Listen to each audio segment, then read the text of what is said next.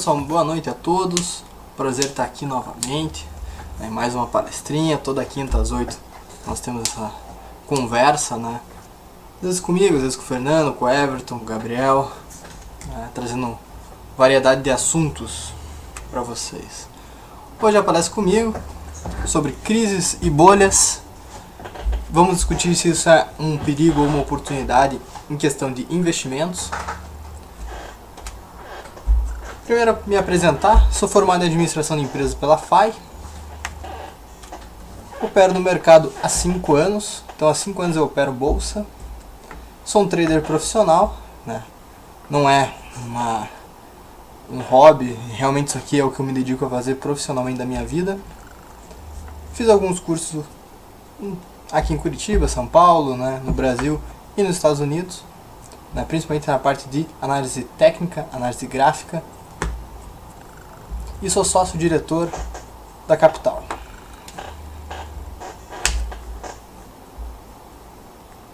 Okay. Então, aqui os eventos que a gente vai tratar hoje. Primeira bolha que nós temos conhecimento foi na Holanda, no século XVI, que é a bolha das tulipas, né? E eu quero mostrar ela para tirar essa ideia que bolha só acontece em ações, vai acontecer no setor imobiliário, no setor tulipa, em commodity, em qualquer coisa, né? Então, pode acontecer absolutamente em qualquer tipo de mercado que é variável. Nós temos aqui os eventos. Então, nós temos aqui os eventos. Tulipas, crise da Ásia, da Rússia, bolha das .com nos Estados Unidos, na Europa 2008, imobiliária nos Estados Unidos em 2007, Brasil e Argentina em 2001, e mais recente na MNDL4, uma bolha, uma ação. Depois a gente explora melhor esses assuntos. Vamos começar com a definição do que é uma bolha. A bolha é formada por um longo movimento de alta. Chega a uma certa altura que só a entrada de novos participantes nesse mercado faz com que o preço continue progredindo. Como todo mundo sabe, o número de participantes é limitado, ele pode até aumentar, mas ele não é ilimitado, ele tem um limite. Uma hora esse preço desse ativo, dessa ação, dessa tulipa, desse imóvel, vai chegar num topo, né? Então, esse desenho aqui demonstra muito bem essa situação de crise, onde tem muitas pessoas querendo sair, mas apenas uma porta. Então faz com que vá saindo aos poucos, pode ser uma velocidade muito grande, mas todo mundo consegue sair ao mesmo tempo. Todo mundo querendo sair ao mesmo tempo, o que vai acontecer com o preço? Lei da oferta e da procura, o preço vai cair. Muita gente querendo vender, pouca gente querendo comprar. Por que o preço sobe na bolsa? Porque tem mais gente querendo comprar do que gente querendo vender. Então o pessoal vai perceber que o movimento foi real, que aquilo lá não tem sustentabilidade, vai querer todo mundo sair ao mesmo tempo, fazendo com que o mercado despenque. A frase muito comum no mercado é: os preços sobem de escada e descem de elevador, ou seja, eles sobem devagar e descem rápido. Temos aqui o exemplo gráfico do que é uma bolha. Nós temos primeiro o Smart Money entrando, esse é o começo da movimentação, apenas notícias ruins, né, dados ainda ruins, mas os preços já começam a subir. Por quê? Os preços vão acontecer antes das notícias, eles vão antecipar os movimentos, isso é normal no mercado, né? Quem não conhece pode até achar estranho, mas é realidade. As ações vão começar a subir antes de vir as boas notícias no mercado financeiro. Então nós temos aqui investidor institucional entrando, uma pequena queda, né? Muita gente vai acreditar o quê? Os preços vão voltar a cair, porque provavelmente isso aqui vinha de uma tendência de baixa. O que acontece é que os preços retomam a alta, né? Faz o que a gente chama de bear trap. Entra entusiasmo, boas notícias, ótimos rendimentos, mercado extremamente favorável, né? Capas de revistas dizendo que a bolsa rendeu 100% ao ano, né? Muita gente fazendo muito dinheiro. O público, né? Aqui é a entrada do público na bolsa, né? Uma pessoa que não tem conhecimento técnico, ignorante, entra achando que vai ganhar dinheiro. O que acontece? O mercado marca um topo, O cara acha aqui nesse fundinho que vai recuperar, né, negando essa queda, achando que isso aqui é só uma correção, que agora está barato para ele entrar.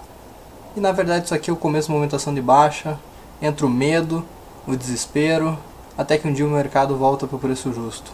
Então isso aqui é o ciclo de uma bolha. Vocês podem perceber que muitos papéis que vão fazer essa mesma movimentação, né? Então os institucionais, quem realmente entende o mercado, os profissionais vão entrar aqui no começo e o público só no final, né? E o público muitas vezes vai segurar essa queda achando que o mercado vai voltar e vão ficar presos por não saberem o que estarem fazendo, não saberem o que estão fazendo. Então aquilo ali é uma bolha. Agora vamos ver a primeira que nós temos conhecimento, que é a bolha das tulipas. Ela aconteceu na Holanda no século XVI, né? Na época as tulipas eram uma questão de status, né? Chegaram ao ponto de ser trocadas por terras, por animais, por casas, né? Chegou a subir em um mês 20 vezes o seu valor, ou seja, 1900%. Depois parou de entrar novas pessoas no mercado, né? Tulipas era negociada em bolsa. Parou de ter interesse por esses títulos, começou a haver uma desconfiança sobre a tulipa, se realmente valia tudo isso, o que fez com que todo mundo quisesse sair ao mesmo tempo, levando muita gente à falência. Então, o que eu acho mais interessante das tulipas? Foge um pouco do mercado normal, uma ação, né, que mostra que pode acontecer em qualquer coisa. Então isso aqui graficamente como foi a bolha, sendo aqui para menos de 10, chegando a 50, 60, em 34 a 37. Em um ano, uma pancada para baixo, devolvendo todo o ganho. Então, aqui demonstra o que é uma bolha. Claro que aqui não tem muitos dados, porque é no século XVI, mas vocês vão ver que a partir dos próximos a gente vai ter cada vez mais informação gráfica que vai ficar muito parecido com o nosso modelo. Mais uma bolha. Bolha das .com. Foi uma bolha setorial, no setor de internet, tecnologia. Algumas empresas que foram afetadas foram a Cisco, a AOL, a Amazon, a Dell, né?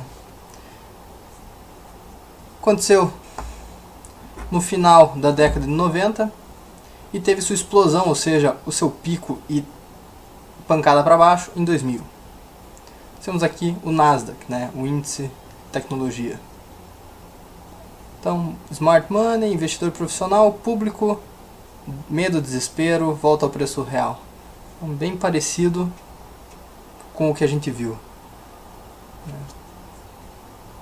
Com grandes empresas, pessoal, não foi com pequenas empresas não. Então aqui nós temos a Cisco, mesmo padrão, né? Uma das empresas fez parte daquela bolha. Agora, a bolha imobiliária americana, essa todo mundo se recorda, né? Aconteceu há pouco tempo.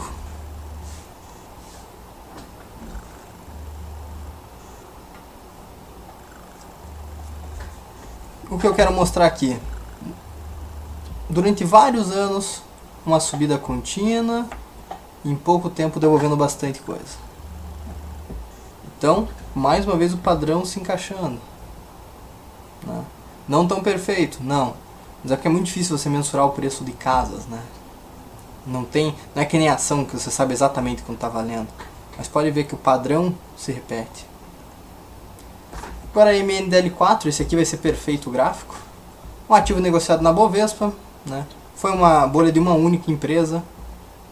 Em verde nós temos o lucro dela, pode ver que ela oscila entre ter lucro e prejuízo, ou seja, não é uma empresa consistente, não há lucros consistentes, ou seja, não há confiabilidade no longo prazo, não há consistência de resultado, não vai ter consistência de preço e assim por diante, não há por que ter uma alta absurda teoricamente esse ativo. Mas olha o que aconteceu. Desde março de 2011 até julho de 2011, 79 dias, alta de 3.000%. 3.000%, pessoal.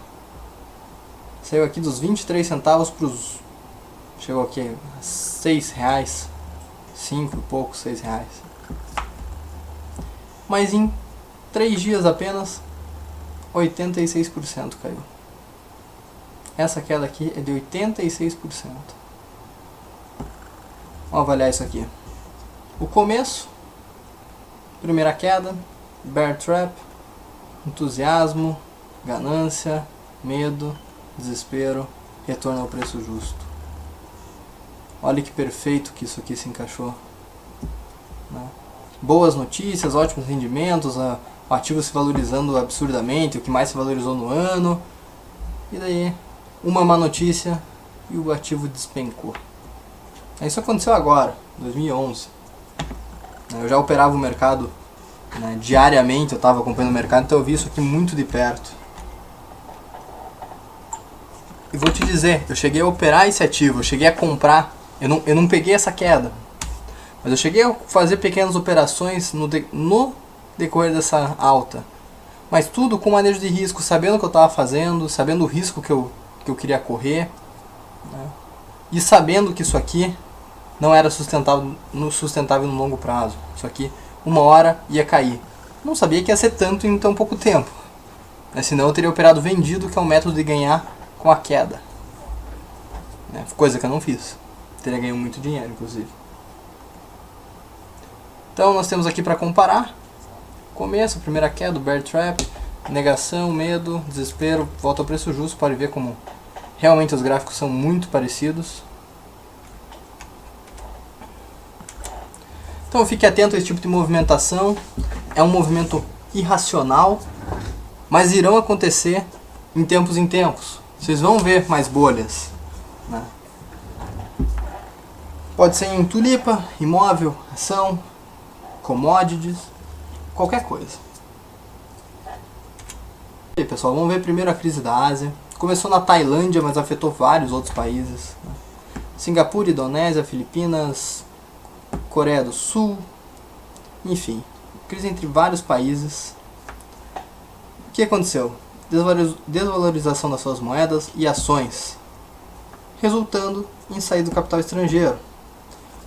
Chegou a ter uma queda, assim que estourou, de 15% no índice de ações da Tailândia. Para conter isso, tiveram que colocar muito recurso, adquirindo dívida externa, levando principalmente a Tailândia à falência. Então, pessoal, uma crise entre vários países que afeta o mundo inteiro. Vamos ver como que afeta aqui daqui a pouco. O susto Brasil, tamanho do prejuízo e os riscos daqui para frente. Furacão nas bolsas. Nos últimos 8 dias a queda foi de 31% no Ibovespa. Esse vai ser o tipo de coisa que vocês vão ver em épocas de crise. É normal, natural isso. Os meios de comunicação vendem o que as pessoas querem escutar. Vamos ver o gráfico. Nós temos aqui o Ibovespa, 97, uma crise de 40%, né? Uma desvalorização de 40% no meio da crise. Ok. Logo em seguida teve a crise russa, né? O que aconteceu? Com a crise asiática de 97, o crédito internacional caiu sensivelmente. Ao mesmo tempo houve uma queda no preço das commodities. E a Rússia exportava petróleo. O que aconteceu? O governo foi obrigado a decretar moratória, ou seja, o não pagamento da dívida. A inflação no ano chegou a 84% na Rússia. Notícia aqui da Veja, uma das frases que eu destaquei aqui, fez tremer o capitalismo. Bolsa de São Paulo caiu 10%, George Soros perdeu 2 bilhões de dólares em Moscou, Wall Street caiu 4,2%, maior queda na história. Ou seja, só notícias ruins. Bolsa de São Paulo caindo 38% de julho a agosto. Tirado da Veja isso aqui. Com a instabilidade econômica mundial, as ações transformam-se num perigo. seu preço oscilando freneticamente. Risco alto. Tá. Então nós tivemos a crise asiática, a crise russa. O que aconteceu depois? O mercado disparou 215% de fundo a topo. Ou seja, o perigo dito pela imprensa, na verdade, podia ser uma enorme oportunidade de compra para vender daqui um ano e meio e ter um lucro de 200%. Então quem levou em conta o que estava dizendo a Veja, e não é só a Veja, pessoal, veículos de comunicação em geral, perdeu essa oportunidade de compra, que foi excelente. Em 2001, desemprego alto, superando 15% na Argentina, levou uma grande dívida externa. No Brasil, em 2001 e 2002, tivemos a eleição do Lula, né? Numa conjuntura de desconfiança e incerteza para investimentos, muitos investidores temiam as medidas a serem tomadas pelo candidato de esquerda, caso ele viesse a ganhar as eleições. Então havia um temor muito grande pela eleição do Lula, o que ele faria. Risco Brasil elevado.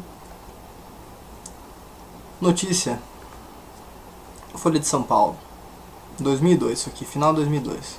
Temor a Lula faz JP Morgan rebaixar os títulos da dívida. Então, nós tivemos os títulos rebaixados, ou seja, a nossa confiabilidade foi reduzida perante o mercado internacional.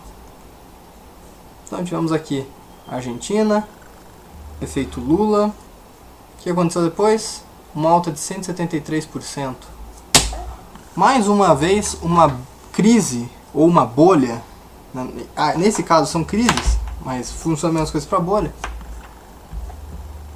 poderiam ser uma bela oportunidade de compra, mas não para quem estava escutando notícias. Muito mais crises do que bolhas, tá, pessoal? Bolhas é um pouquinho mais complicado. Agora, crises são ótimas oportunidades de compra de longo prazo, para quem sabe o que está fazendo. Quem vai ler notícia, vai ficar com medo, não vai comprar aqui. Então, será que foi um bom ponto de compra essas crises? Foi um ótimo ponto. É claro que eu estou avaliando o passado, é muito mais fácil, mas vocês vão ver que é muito similar todas as vezes. Então, a próxima vez que acontecer, vocês podem ter um plano que eu vou passar no final dessa palestra. Então, 2001, com a crise das .com, o Fed, né, que é o Banco Central americano, incentivou o crédito visando a recuperação econômica. Normal. O que aconteceu? A população viu uma oportunidade de compra de imóveis, né, tanto para uso próprio, para investimentos, aqueceu o mercado imobiliário. Em 2005 houve um boom.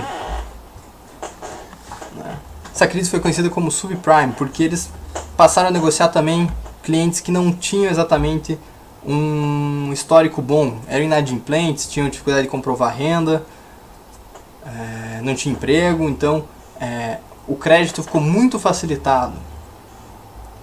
Então levou a inadimplência esse aumento de... Então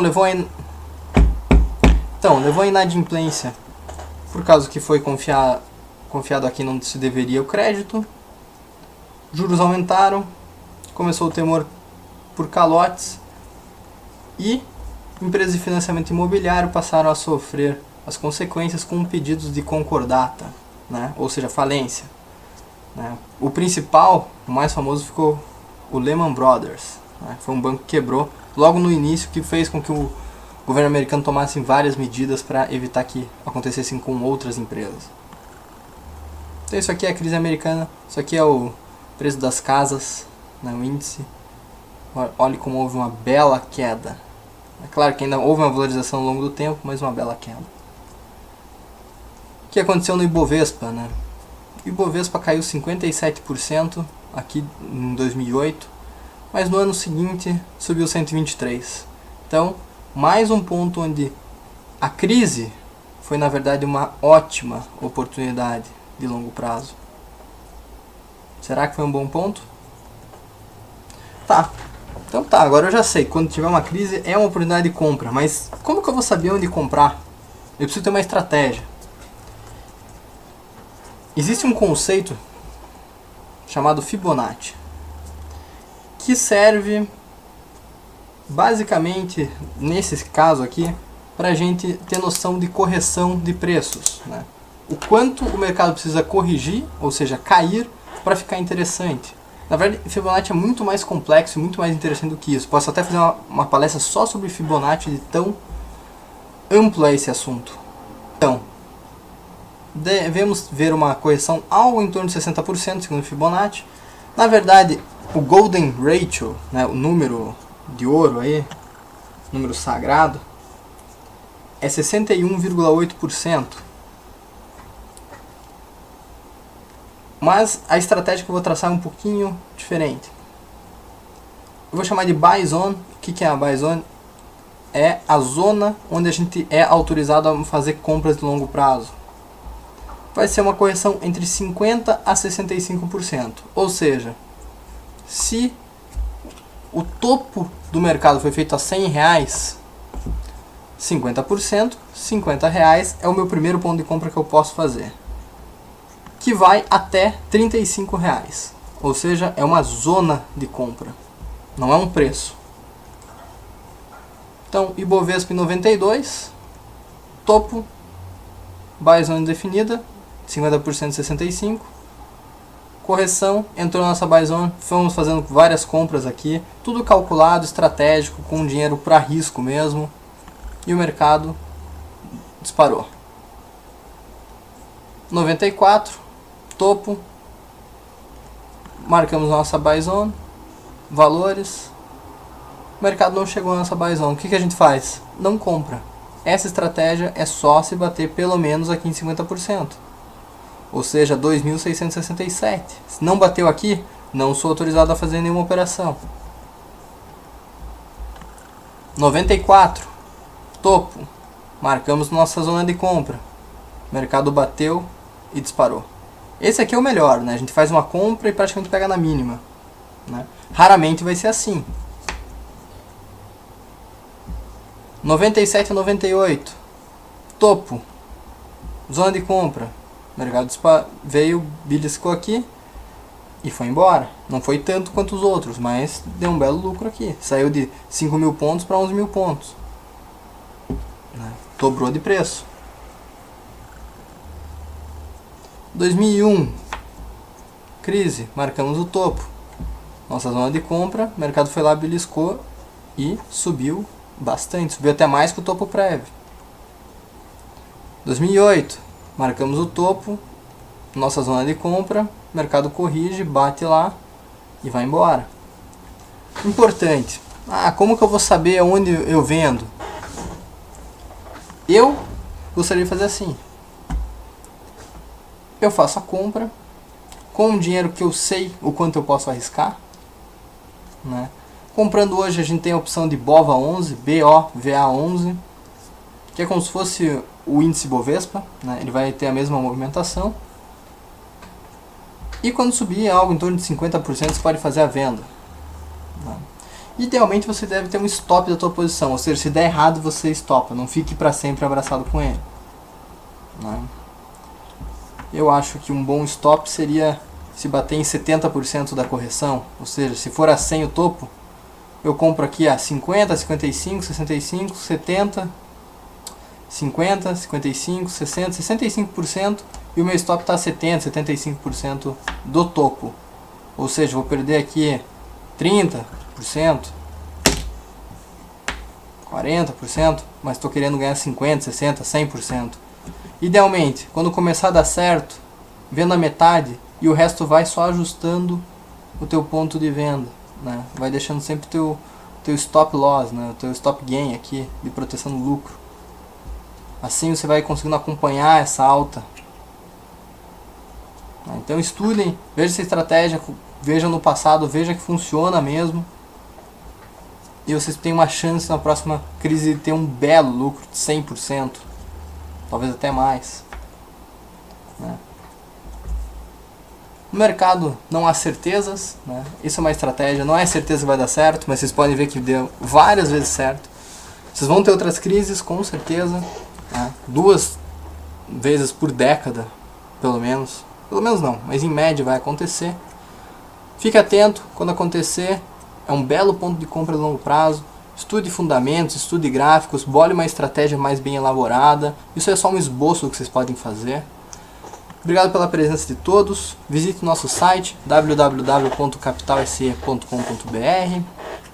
Veja nossos artigos, nossos vídeos, nossas palestras ficam gravadas lá no nosso acervo. Siga-nos no Twitter, nos adicione no Facebook, lá dê um like na nossa página. E fica o meu e-mail aí para contato. Tá? Espero que vocês tenham gostado, aproveitado, aprendido alguma coisa. E até uma próxima.